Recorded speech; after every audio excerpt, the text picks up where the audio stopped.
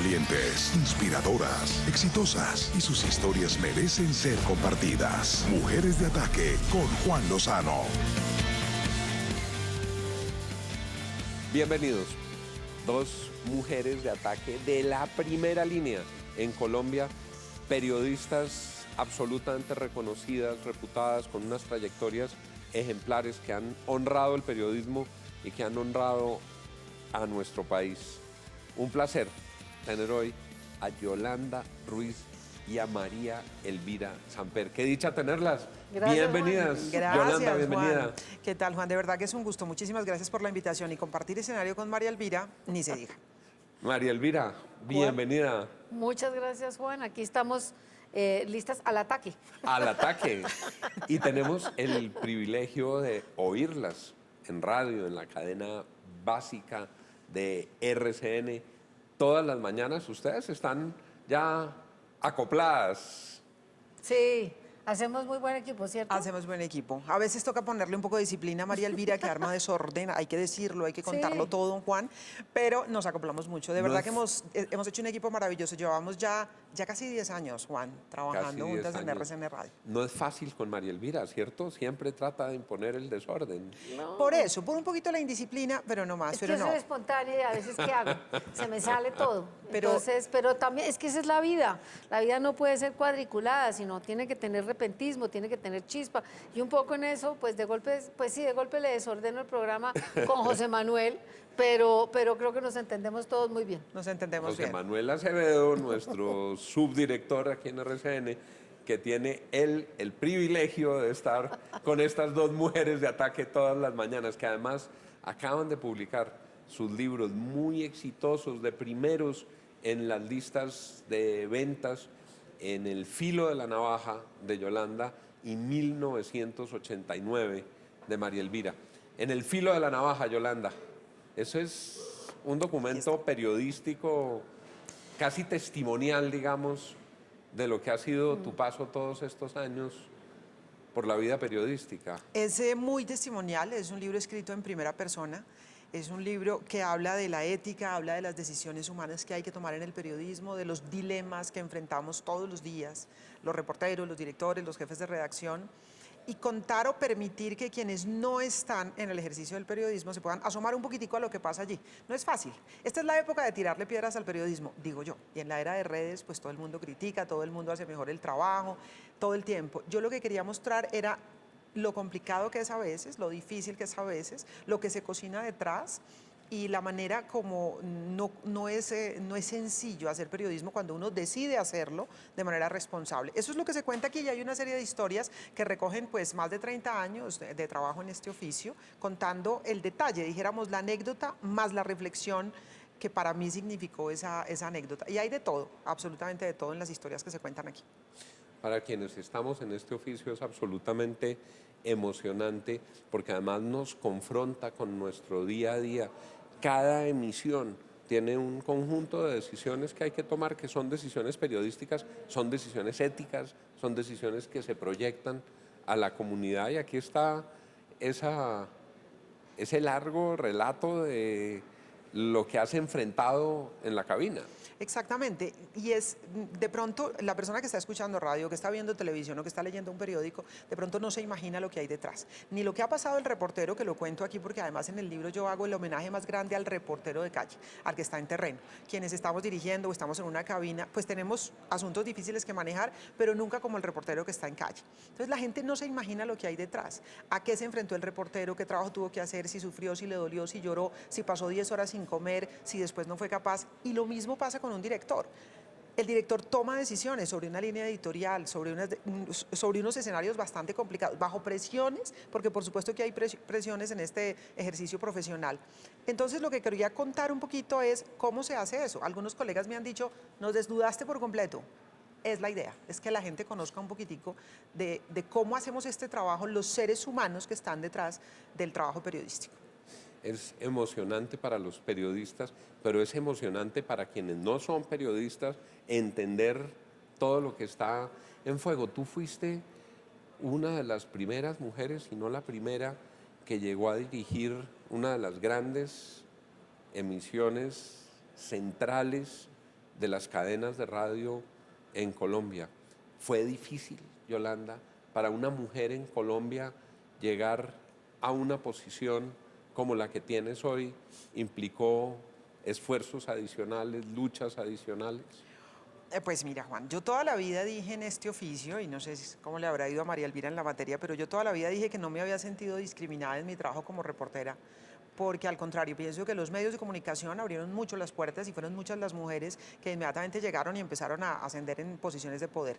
Ahora, cuando empecé a llegar a esas posiciones de poder, y yo llegué a la dirección del sistema informativo en Caracol Radio inicialmente y luego en RCN, sí empecé a ver que había ciertas cosas ya desde los escenarios de manejo en donde era muy difícil manejarlo desde el punto de vista o desde la condición de ser mujer, porque se maneja distinto el carácter de una mujer al de un hombre, por ejemplo, o por las inequidades a la hora de los pagos y del salario. Es decir, sí sigue habiendo todavía unas deficiencias y yo no sentí discriminación en mi condición de reportera, pero la he sentido un poco en mi condición de directora y la sentí en algún momento cuando intenté llegar a la televisión, porque es que cuando yo hice televisión y cuando intenté llegar a la televisión, en una entrevista que me hicieron fue simplemente, me miraron, no me preguntaron nada, no me dijeron nada, sino era simplemente, ¿registras bien o no registras bien? Y a mí eso me parece discriminatorio, es decir, tiene que haber un poco más que simplemente el hecho de que una imagen sirva o que una imagen venda simplemente. Y donde la voz de las mujeres se ha sentido con mucha firmeza y su dirección. Para la muestra, 2 botones en la misma familia. Yo cada vez que puedo hago un homenaje a Lucy Nieto de Samper, pionera abriendo espacios para las mujeres en Colombia, la mamá de María Elvira, la columnista, la decana de todos los columnistas de Colombia, y María Elvira heredó esos genes y esa pasión periodística que has ejercido la vida entera. Sí, bueno, yo nací en familia de periodistas, mi abuelo era periodista, mi mamá era periodista, y en principio no pensé ser periodista. Dije, uy, qué jartera ser uno la nieta de y la hija de. El famosísimo Lenk. Pero, por esas, uno se va pegando la rodadita y acabé en el periodismo y le debo mucho a la formación que recibí en mi casa, a la herencia de libertad, por ejemplo, de mi abuelo. Me tocó vivir toda la época de la resistencia contra la dictadura de Rojas, verlo salir de la casa con unos papelitos en la mano, las llamadas cartas clandestinas denunciando toda la corrupción del régimen de Rojas, de la dictadura de Rojas, ir al Palacio de San Carlos, donde entonces funcionaba la presidencia. Entonces, en mi casa se vivió mucho la política, en mi casa se vivió mucho el periodismo, en mi casa siempre hubo intelectuales, siempre hubo libros, siempre hubo inquietudes por intereses por lo que estaba pasando en el país. Siempre fue una familia, o ha sido una familia muy vinculada al periodismo y a la política. Y el periodismo también entendido desde una óptica de altísima exigencia intelectual, para poder entender, comprender, desentrañar lo que está ocurriendo y así transmitirlo hacia la gente. Claro, además, digamos, uno piensa, yo diría que la calidad del periodismo, digamos, ha habido variaciones, en unas cosas mejoras, en otras no, pero yo pienso que antes había unos grandes periodistas que a su vez eran grandes intelectuales, cosa que creo no existe hoy. Es cierto que han cambiado los umbrales de exigencia en el periodismo y tristemente se ve reflejado en muchos contenidos de una sociedad cada vez más ávida de comprensión frente a lo que está ocurriendo. Yolanda, una demanda de contexto de la gente. La gente no quiere simplemente una ametralladora de noticias, sino comprender qué es lo que ocurre. María Elvira pregunta, ¿será? Porque nosotros nos preguntamos mucho en la mesa, si la gente está demandando eso o no, porque entre otras es lo que nosotros tratamos de ofrecer en RCN Radio. Tener a María Elvira Samper, que para mí además es un lujo, porque es mi confidente, mi consejera, absolutamente todo. Cuando tengo dudas, inquietudes, problemas éticos y demás, pues tengo a María Elvira al lado. Pero nos preguntamos nosotros, queremos dar contexto, queremos hacer análisis, no queremos hacer pelea de gallos, no queremos hacer periodismo con matoneo, no queremos hacer, dijéramos, el show fácil que a veces se monta en la radio. Y no sabemos si la gente está esperando eso o no. Nosotros sabemos que tenemos una audiencia muy importante, pero también sabemos que las audiencias a veces están exigiendo otras cosas. Y entonces con frecuencia se dice, ¿la prensa qué? ¿La prensa qué está haciendo? Pero las audiencias no se preguntan, ¿yo qué estoy haciendo cuando sintonizo esto o aquello o cuando estoy pidiendo esto o aquello? Yo creo que parte del problema es que hemos creído que se puede subestimar a las audiencias y se les da en muchos casos menos de lo que merecen, y las audiencias están esperando más y están reclamando más. Yolanda hizo una confesión frente a María Elvira, yo voy a hacer otra. Yo me empecé a asomar a este mundo maravilloso de la televisión de la mano de quien era mi jefe en ese momento, María Elvira Samper, directora del noticiero QAP, donde yo empecé a trabajar en la televisión. Esto es Mujeres de Ataque. Ya regresamos y vamos a hablar en el segundo segmento de 1989, el libro de María Elvira Samper. Ya regresamos.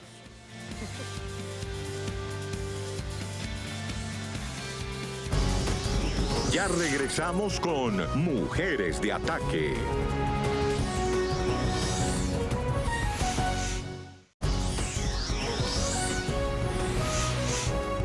Continuamos con Mujeres de Ataque.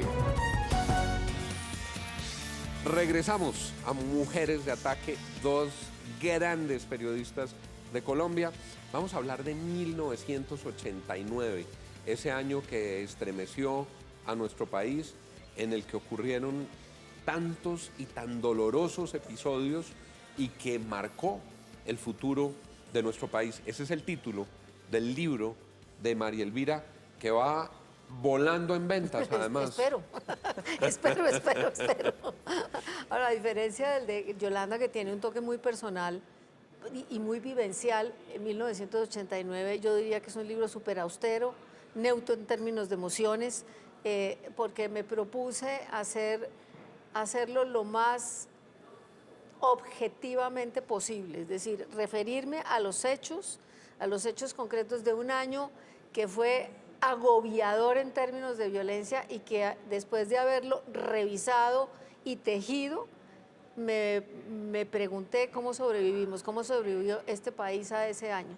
Y entonces, atentados, ataques terroristas. mire, fue el acumulado de unas violencias que venían, unas más larvadas que otras, que hicieron como la eclosión en ese año. Entonces tenemos la guerra de los carteles, que empiezan a, digamos, aunque se oponen a la extradición, cada uno difiere en los métodos y empiezan a pelearse también el predominio en las rutas. Un frente común para enfrentar la extradición, pero entre ellos una guerra brutal a muerte. No un frente común para enfrentar a ambos en contra de la extradición. Claro, pero a eso el me uno refiero. por métodos narcoterroristas, por supuesto. con terrorismo, y el otro corrompiendo, además corrompiendo políticos, corrompiendo autoridades. Capturando el primero el cartel de Medellín, el segundo el cartel de Cali, correcto. No un frente común, Ahora, un objetivo común, un objetivo tumbar la común, extradición. sin querer decir que el cartel de Cali no fue violento, porque también había ajustes de cuentas y cosas de esas, y la prueba pues es el estallido de la bomba en el Mónaco, que fue como ya la última etapa de una cosa que sí venía larvada y que después se desató. Es toda la época del... La carátula está el atentado de la bomba del DAS, que es de los más brutales que se han registrado en Colombia. Yo me acuerdo cuántas, o 70 y pico que muertos. También era el cartel de Medellín contra el cartel de Cali. Claro, porque se entendía, digamos, después vinimos a saber que Maza Márquez les hacía favorcitos a los del cartel de Cali, porque el cartel de Cali le hacía favores a Maza Márquez para su pelea contra el cartel de Medellín. Pero además el narcotráfico estaba presente en la guerra de los esmeralderos, el narcotráfico estaba presente en la maquinaria paramilitar que se desató toda una ofensiva contra la UP y vino todo el exterminio de la UP. Mejor dicho, es un año absolutamente aterrador, que no se nos olvide que es el año en que asesinan de Galán, el asesinato de Antequera, el atentado contra Pulido, la bomba del Espectador, la bomba de Vanguardia Liberal. Hubo hasta bombas en Cartagena, que era una ciudad que no había conocido el terrorismo. El avión. El avión de Avianca. Regresaba uno a la casa en esos días y daba gracias a Dios por haber vuelto, ¿no? Sí, correcto. Era una verdadera incertidumbre y tampoco se entiende la Colombia de hoy sin 1989. Es que yo creo que hay hilos que no se han rotos. Nace ahí. Claro, el gobierno Marcos siembra las semillas de la constituyente, una reforma que tuvieron que hundir a finales del 89 porque un grupo de representantes cooptados por el narcotráfico propusieron meter un artículo para convocar un referendo para que los colombianos se pronunciaran a favor o en contra de la extradición. Y el gobierno dijo, esto no podemos hacer una elección donde el miedo y el terror van a prevalecer. Entonces tumbaron la extradición, pero quedaron sembradas las semillas de lo que fue después la constituyente.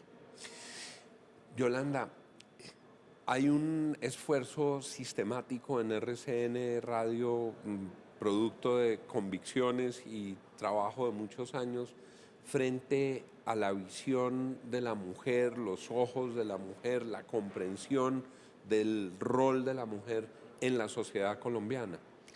Es una posición editorial. Es decir, esa como lo hemos pensado con el tema de dar contexto, de entender lo que pasa, de confrontar fuentes, de escuchar todas las voces y todas las opiniones, como atender a los problemas del medio ambiente. Es decir, son líneas editoriales porque creemos que son los temas que deben estar en la agenda pública, ¿no? Y dentro de ese criterio de ver algo más que está pasando, creemos que hay que ver con un poco más de claridad lo que está pasando con las mujeres. Creemos que hemos avanzado muchísimo, muchísimo, pero hoy las leyes consagran unos derechos que todavía culturalmente no se reflejan. Y estamos haciendo ese ejercicio por poner al aire la voz de las mujeres protagonistas de las noticias, no las mujeres en sí mismas, porque hemos tenido discusiones internas muy apasionantes sobre qué significa voz de mujer. Incluso al principio los periodistas dijeron, eso se siente discriminatorio, entonces los hombres que nos van a sacar, así respondieron algunos de los colegas. Y ha sido un ejercicio buenísimo, pero forma parte de nuestras líneas editoriales tener la presencia abierta de las mujeres al aire, mujeres protagonistas de las noticias que existen, que están ahí, pero que curiosamente hemos detectado ahora las vemos menos. Seguramente tú lo has notado en este programa. Muchísimo. Y es un ejercicio súper interesante y se los recomendamos en la cadena básica de RCN. Dicen los colectivos de mujeres, y oía una conversación la semana pasada, en una frase que han usado en distintos momentos a lo largo de los últimos años, que es necesario pasar de la igualdad formal de derechos en la ley a la igualdad real de derechos en la vida, María Elvira. Es lo que dice Yolanda, es decir, nosotros en las leyes aquí somos los de Guacas, ¿sí? Las mejores leyes ambientales, las mejores leyes en términos de derechos, sobre los niños, sobre las mujeres, pero a la hora de nuestra muerte, amén, en la práctica eso no se cumple, y la prueba es que hay discriminación salarial, y la prueba es que todo el mundo se rasga las vestiduras con respecto a unas determinadas cosas, por ejemplo, las violaciones de niños, con los abusos a las mujeres, pero usted va a ver a la hora de los operadores judiciales, revictimizan, no conocen la claridad de las leyes, no tienen las rutas de atención, en fin, hay mucha... Yo diría que hay mucha ley y mucha retórica sobre ciertos temas y en la realidad lo contradice. Y una dimensión que las dos han mencionado que es muy dramática es la de las remuneraciones. La paga, el salario, esa sigue siendo, Yolanda, una barrera muy difícil de romper. A las mujeres les pagan menos por trabajos iguales. Les pagan menos por trabajos iguales. Y yo debo ser clara, nuevamente te lo digo aquí, no lo sentí en mi condición de reportera, sí en mi condición de periodista que tiene cargos directivos. Pero no es solamente mi caso, es decir, es el caso real de muchas mujeres que acceden a distintos cargos y que tienen que no solamente primero demostrar que son aún mejores, porque las mujeres no solamente tienen que ser, sino además parecer, hacer mucho más esfuerzo para llegar, y en el momento en que llegan, miran y se dan cuenta que hay un desnivel. Nunca se lo argumentan como asunto de género, por supuesto que no dicen que es un asunto de género, pero al final termina siendo un asunto de género que todavía tenemos, es decir, son atrasos. Y ahí vamos al papel. Hay una norma que dice que si usted tiene tiene las mismas condiciones para ocupar un puesto, con las mismas responsabilidades y todo, no tiene que tener salario igual. Es más, podría demandar por violación de derechos fundamentales. Lo que pasa es que las mujeres no saben que existe esa ley. Ese principio debería regir siempre. Y uno tiene la sensación, María Elvira, que los patrones machistas que construyeron esta sociedad se mantienen todavía, y a las mujeres, como decía Yolanda, se les exige la máxima competitividad en lo laboral, pero en las otras dimensiones, en los otros roles, la sociedad tampoco las ha liberado de unas cargas que se deberían repartir con los hombres. En las mujeres que tienen remuneraciones menores, trabajan en oficios que son muy arduos, muchas veces incluso oficios domésticos, tienen que llegar a su casa a empezar Claro, una segunda jornada. es que y aún ellas estamos- tienen que lavar la ropa, y ellas tienen que Claro, hacer la porque comida, aún creemos y que ellas tienen que limpiar las la tareas casa. del cuidado son femeninas, exclusivamente. Digamos, yo creo que en las nuevas generaciones hay una evolución. Yo hoy veo uno papás jóvenes cambiando pañales y llevando a los niños al colegio, yendo al jardín infantil a las presentaciones. En mi época eso no sucedía. Entonces, lo que había era, las tareas del cuidado son femeninas, las tareas de la provisión de recursos son masculinas. Y en eso la sociedad no ha marchado No. a buen paso. A buen ritmo no, Sí nos hay falta una mucho. doble jornada de las mujeres, una jornada invisible en términos de remuneración, y esa jornada implica un desgaste brutal de sus esfuerzos, de su capacidad física, de sus energías. Yo veo una disparidad muy grande en los cambios que se han dado.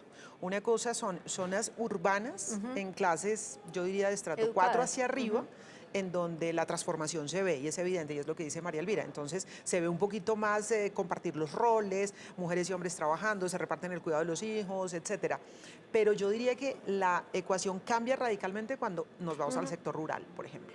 En el sector rural estamos en el siglo XIX, es decir, todo lo que tiene que ver con el cuidado lo hacen las mujeres, a pesar de que trabajen en el campo también. Y en estratos un poquito más populares también, en donde las mujeres cumplen con esa doble jornada. Salen a trabajar, pero se levantan a las 2 de la mañana para dejar el almuerzo preparado, organizado, Las todo. De loncheras. modo que nos falta, yo diría que avanzamos, damos unos pasos, pero el camino todavía es largo. Que las costumbres cambian mucho más lentamente que las leyes. Así es, la ley va más rápido y estos cambios han tardado más tiempo. Lo único malo de conversar con las mujeres de Ataque es que el tiempo se pasa muy rápido. Y ya tenemos a los productores con úlcera diciéndonos que ya, que se acabó el tiempo. ¡Listo! Pero yo les quiero agradecer de todo corazón que han estado aquí. Qué delicia haberlas tenido. Es muy honroso para este programa que ustedes nos hubieran acompañado hoy. Y les digo de nuevo, muchas gracias por lo que hacen por nuestro país, por el periodismo y por la verdad. Muchas gracias, María Muchas Elvira. gracias, Juan, y especialmente yo quiero hacerle un reconocimiento público a Yolanda por el programa que dirige, porque realmente para nosotros tener una directora como Yolanda, tan equilibrada, tan ecuánime y tan criteriada y con unos valores éticos tan arraigados, es un verdadero privilegio. Nos sumamos a ese reconocimiento Sí, sí. aquí desde Mujeres de Ataque, Yolanda. Muchas gracias, por Gracias, Juan. habernos Espero acompañado. que esto se devuelva con una visita a la cabina que tenemos pendiente hace rato. Hace rato estoy Gracias por la comprometido invitación. y allá estaré feliz. A ustedes muchas gracias, y a ustedes gracias por acompañarnos en Mujeres de Ataque. Que tengan todos una feliz noche.